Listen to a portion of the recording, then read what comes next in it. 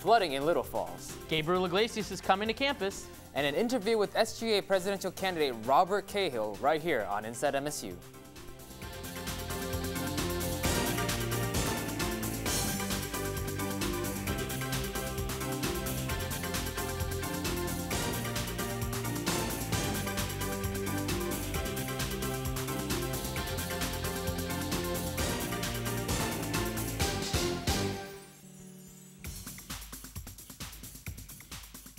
Hello and welcome to Inside MSU. I'm John Aronoff. And I'm Hiroki Tanaka. Spring break may have been relaxing for some, but for homeowners residing along the banks of the Passaic River, which hit record-breaking highs, things weren't so easy. Little Falls is no stranger to flooding, and with this year's excessive snowfall and the back-to-back rainstorms, the rising water had nowhere left to go. The banks of the Passaic River rose and swamped nearly 500 homes in Little Falls alone, not counting those affected in Wayne, Totowa, Patterson, and Pequannock. The water stayed elevated for 2 weeks before finally dropping below flood levels last week. Federal Emergency Management Association reps came out late last week to assess the damage. Authorities say that to qualify for emergency funding from Washington, New Jersey will need to document at least $11 million in damage. John. Thanks, Hiro. Are you a sex offender? Do you know that sending or receiving naked pictures via cell phone can land you in jail? That's what students found out when Greek organization Lambda Theta Alpha hosted an event this past Monday discussing cyberbullying and sexting. Detective William Sisio presented some cases and went over the laws dealing with sending provocative images over the web and mobile devices. It turns out that the creation, possession, or transmission of any provocative image of a minor, even if it's you, is a federal offense. The audience was surprised at much of what they learned. With technology changing every day, Detective Sisio said that the government is constantly adapting new laws to ensure the safety of all citizens. Hiro? Thanks, John. With all of the buzz about sexting, we spoke to students at MSU and asked them what they thought about it and its potential ramifications.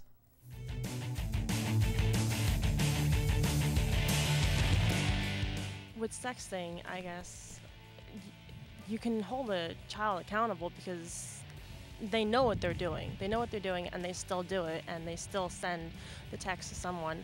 The adult can get charged because it's illegal, plain and simple. I feel like it's a very careful line that you walk, because I don't think someone necessarily is a child pornographer for sharing intimate photos. I guess as long as it's an even exchange of those pictures.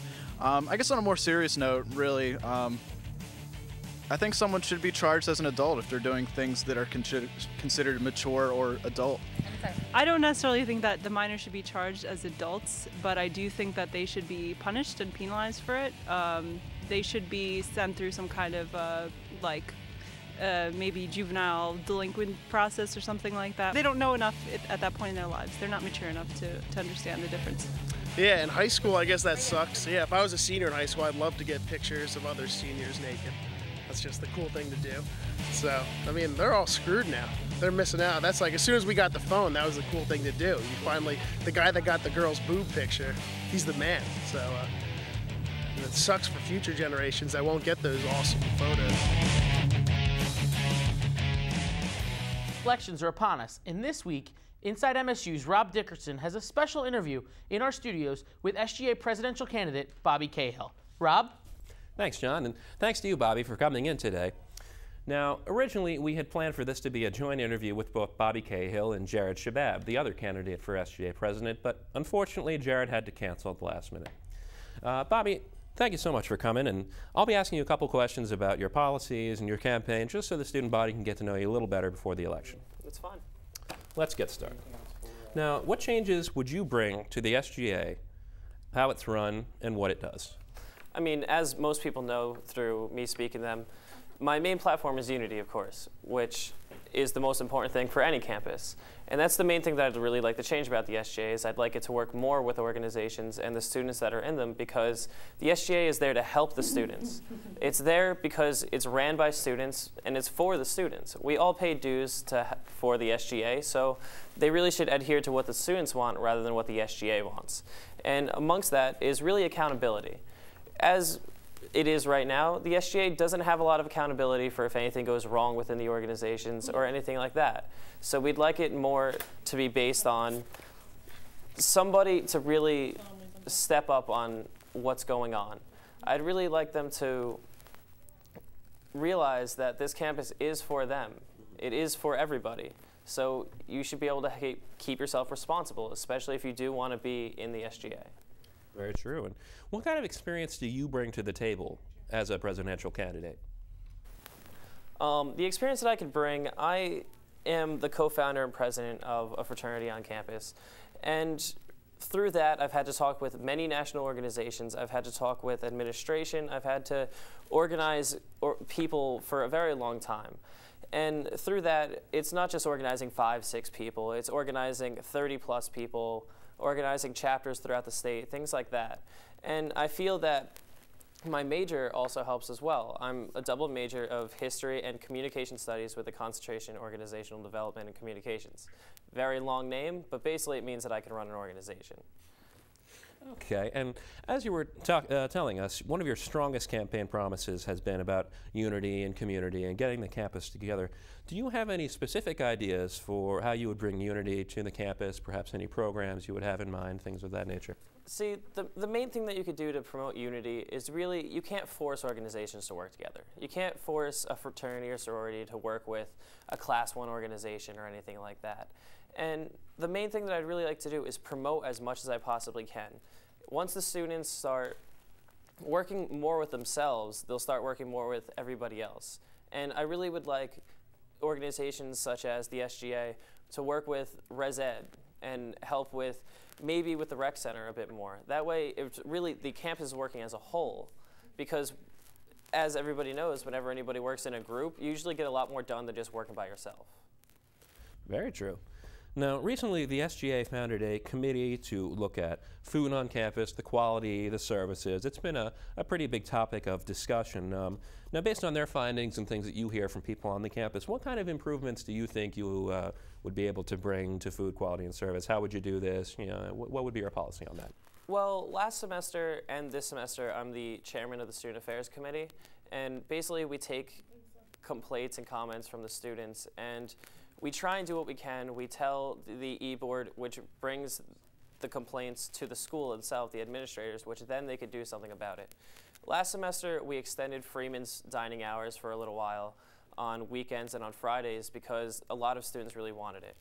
One of the main things that I'd like to change about the food committee is that, well, not the food committee itself, obviously, but the dining services, is that I'd really like all the dining services between Blanton, Freeman, and next year the Heights, I'd like them to all be the same unified group. Because everybody that has eaten in Blanton or Freeman knows that the dinners are completely different. That the Freeman dinner is usually more cooked, things like that, and Blanton is more just made for quantity rather than quality. And I'd really like there to be a fine balance between both of them, and I feel that we can do that. I feel that it's very easy to do that. Okay. And finally, as a longtime member of the SGA and someone who's been very active in student affairs, what would you say has been your greatest accomplishment in working for the betterment of the student body? My greatest accomplishment, I believe, is having the students really realize that their money, their voice, their votes really matter. I could say that in student affairs that we changed this, and this, that we submitted bills so that the residence halls can become more green by having motion censored lights at night and stuff like that, so it saves energy. But that's not what I feel my own accomplishment. My greatest accomplishment personally is getting the name out there, getting people to actually start joining the SGA and really start believing more in the campus, that the campus is about the students, because we're all a family here. Whether we see it in this way, whether your major is broadcasting or political science or communications, you all work together. It's your school, it's your campus, and that's the main thing that I want to do, is just have everybody work together to make it better for everybody. All right, well, it sounds like quite a platform. And thank you so much for joining us here today, Bobby. It's been great having you, and I urge all the students to get out there and vote. And now here's Ian Elliott to show you how to do it. Every spring semester, the Student Government Association begins the long process of passing executive power to the next generation. This process starts with the electoral race that began yesterday and will continue until Wednesday the 29th. There are currently 5 positions being voted on, including President, Vice President, Secretary, Treasurer, and Board of Trustees alternate. The candidates can be seen around campus handing out campaign flyers and encouraging students to vote. You too can vote by going to vote.montclair.edu. Thank you very much, Ian, and we urge everyone to go out and vote. In other SGA news, the SGA has teamed up with Campus Rec and Village Hall Council to bring internationally known comedian Gabriel Iglesias to campus. Gabriel, known for his jokes about his food and his rather large size, is sure to bring a fun evening for all. In addition to Gabriel, 3 other comedians will be showcased as well. Ticket sales started this past Wednesday with a long line of enthusiastic students reaching from the commuter lounge all the way to the Rathskeller. For more information, please contact the SGA office. Hero? Thanks, John. MSU hosted New Jersey state budget hearings this past Wednesday. It was the second of 3 hearings open to the public to discuss Governor Christie's $29.4 billion budget. Many came to speak on behalf of their organizations, all hoping that they will receive much-needed state funding. It looks to be a long road ahead, though, before decisions are made on who will receive state funding and how much there is to go around. As state spending continues to drop, there are many hoping their organization and cause do not end up on state chopping block. Now let's turn it over to Kyle Falcon with their week in entertainment. Kyle. Thanks, Hero. What if a pill could make you rich and powerful? That's the tagline for Limitless, the new thriller directed by Neil Burger, who is best known for his film The Illusionist. A-lister Bradley Cooper, who starred in hits like The Hangover and The A-Team, pulls the viewer in as he finds himself on a wild ride of ups and downs. Edward Morra, Cooper's character, is a struggling writer who quickly loses everything, from his girlfriend Lindy to his ability to write. After Lindy dumps him, he runs into his ex-brother-in-law Vernon, who offers him a pill that can make him rich and powerful. Although apprehensive at first, Morra takes the pill and is hooked from that point on, and so was I. The movie offers an interesting take on the struggle of an addict and serious suspense as those closest to Morra get pulled into an intricate web of success and deceit. What would I do if a pill could make me rich and powerful? I guess we'll never know. But let's head back to Rob with all your Red Hawk sports action this week. Thanks, Kyle. The men's baseball team brought their record to 6-2 with a victory at Georgia's LaGrange College. The Red Hawks dominated the game, with pitcher Zach Brown holding the other team to just a few small hits. Center fielder Mike Boggy scored 4 runs and stole 2 bases in the Hawks' 7-1 victory. The Hawks will have their first home game at Yogi Berra Stadium this weekend. The women's lacrosse team won the first game in the NJAC tournament against Ramapo here at home on Saturday. Seniors Cora Delfini and Kayla Henderson scored a lot of goals in the 15-5 victory. Goaltender Tiffany Henderson stopped an amazing 13 shots by the hapless Ramapo team. The Lady Hawks will next play rival Muhlenberg in round 2 of the NJAC tournament. Well, that's all for sports this week. Go Red Hawks, because we don't just play games, we win them. Thanks, Rob. Well, that's all for this week in Inside MSU. So remember to go out and vote. I'm Hiroki Tanaka. And I'm John Aronoff. Have a great day.